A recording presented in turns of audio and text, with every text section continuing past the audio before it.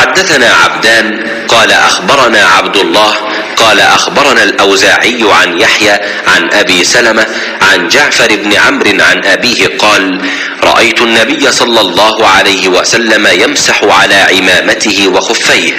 وتابعه معمر عن يحيى عن أبي سلمة عن عمرو قال: رأيت النبي صلى الله عليه وسلم.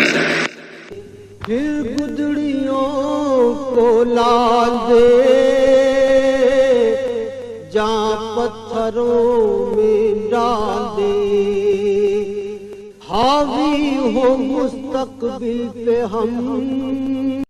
मैंने रसूल करीम सल्लल्लाहु अलैहि वसल्लम को अपने अमामे और मौज़ों पर मसाह करते देखा। सही बुखारी हदीस नंबर 205। दावा है तेरी चाहत